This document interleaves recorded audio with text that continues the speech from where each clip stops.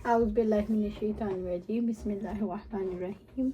औरतों का आपस में एक दूसरे की अच्छी आदतों के बारे में गवाही देना।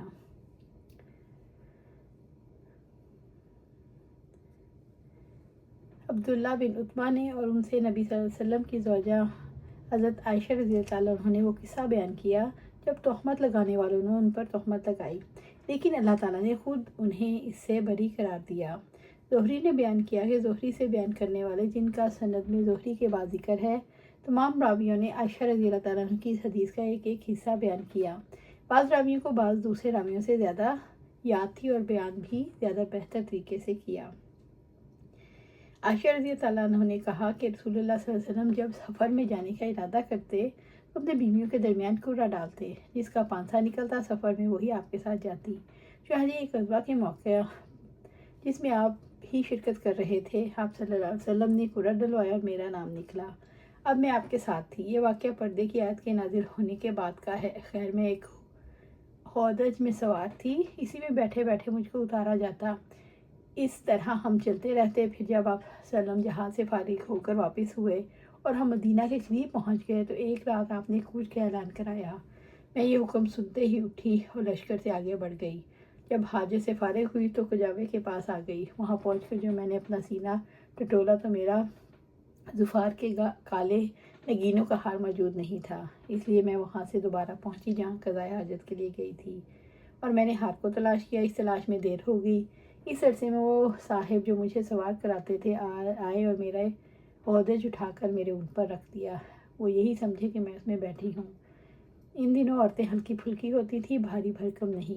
गोश्त उनमें ज़्यादा नहीं रहता था क्योंकि बहुत मामूली ग़ज़ा खाती थी। इसलिए इन लोगों ने जब हौदेज को उठाया तो उन्होंने इसके बोझ में कोई फ़र्क मालूम नहीं हुआ।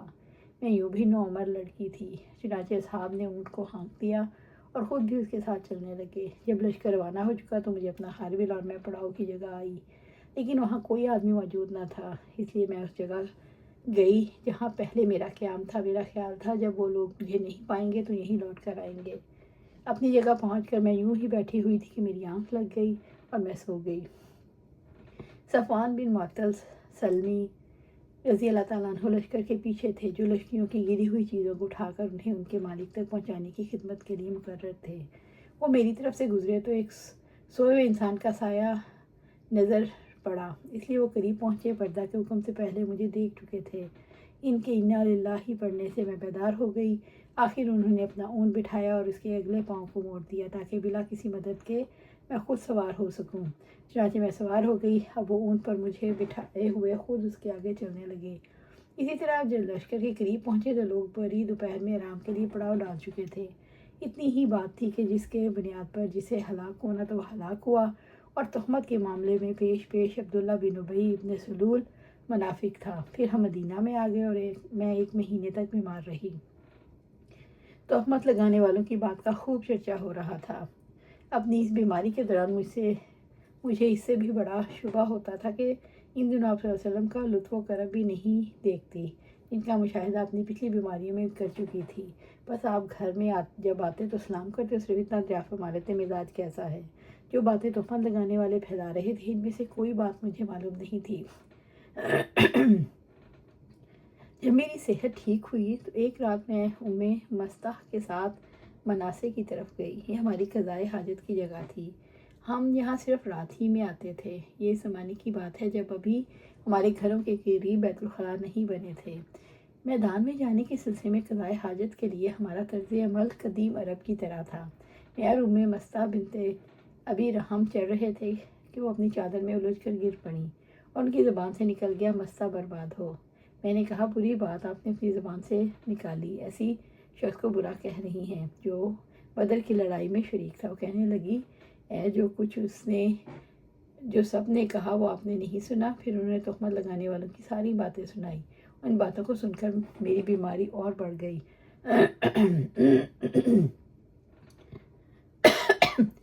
जब अपने घर वापस हुई तो आप सल्लल्लाहु अलैहि वसल्लम अंदर तशरीफ़ लाए। दरियाफ़्त फरमाया, मिजाज कैसा है?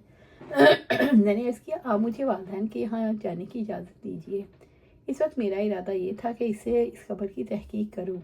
आप सल्लल्लाहु अलैहि वसल्लम ने मुझे जाने की इजाज़त दे दी और जब मैं घर आई तो मैं अपनी वालदा उम्मे रोमान से इन बातों के मुतालिक पूछा जो लोगों में फैली हुई थी।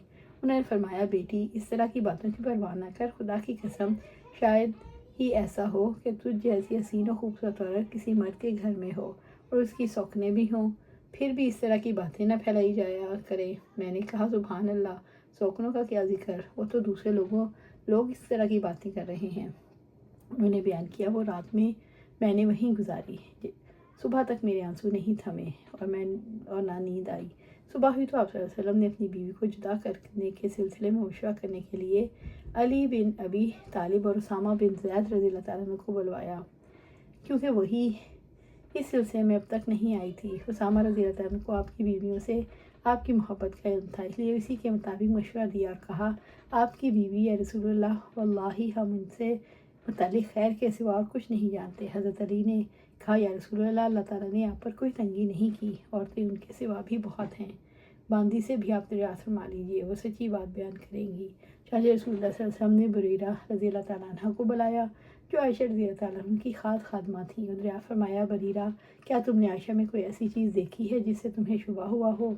بریرہ رضی اللہ تعالیٰ عنہ نے عرض کیا نہیں، اس ذات کی قسم جس نے آپ کو حق کے ساتھ معبوس فرمایا، میں نے ان میں کوئی ایسی چیز نہیں دیکھی جس کا عیب میں ان پر لگا سکوں۔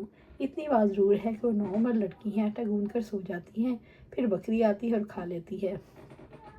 آپ صلی اللہ علیہ وسلم نے اسی دن منبر پر کھڑے ہو کر عبداللہ بن ابی ابن سلول کے بارے میں مدد چاہی۔ آپ نے فرمایا ایک ایسے شخص کے بارے میں میری کون مدد کرے گا جس کی اذیت اور تکلیف دہی کا سلسلہ میری بیوی کے معاملے تک پہنچ چکا ہے۔ اللہ کی قسم اپنی بیوی کے بارے میں خیر کے سوا کوئی چیز مجھے معلوم نہیں۔ پھر نام بھی اس معاملے میں انہوں نے ایک ایسے آدمی کا لیا جس کے متعلق بھی خیر کے سوا کچھ نہیں جانتا۔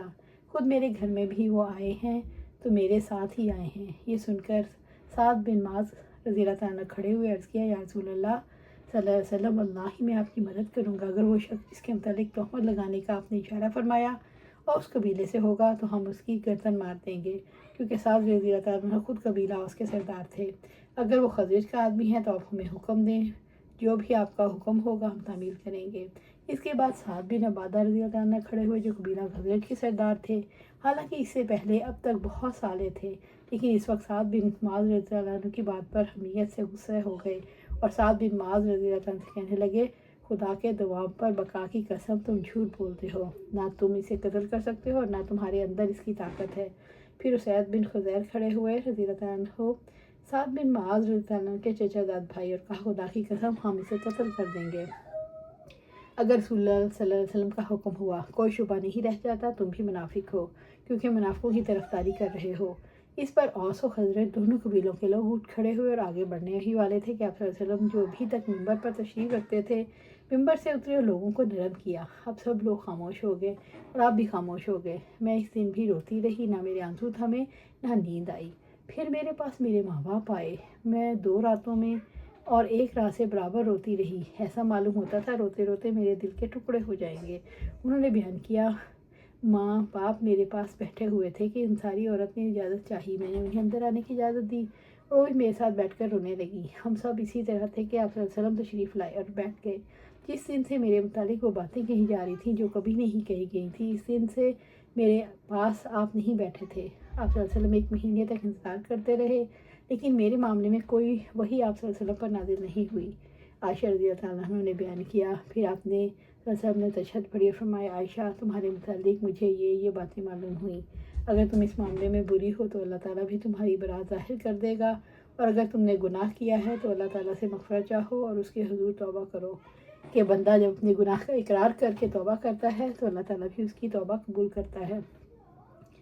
جو ہی آپ صلی اللہ علیہ وسلم نے اپنی گفتگو ختم کی میرے آنسو اس طرح خوش ہو گئے کہ اب ایک قطرہ بھی محسوس نہیں ہوتا تھا۔ میں نے اپنے باپ سے کہا آپ صلی اللہ علیہ وسلم سے میرے متعلق کہیے، لیکن انہوں نے کہا قسم اللہ کی مجھے نہیں معلوم کہ آپ صلی اللہ علیہ وسلم سے مجھے کیا کہنا چاہیے۔ میں نے اپنی ماں سے کہا آپ صلی اللہ علیہ وسلم نے جو کچھ فرمایا اس کے متعلق آپ صلی اللہ علیہ وسلم آپ ہی کچھ کہیے۔ انہوں نے بھی یہی فرمایا قسم اللہ کی مجھے معلوم نہیں مجھے رسول اللہ صلی اللہ علیہ وسلم سے کیا کہنا چاہیے۔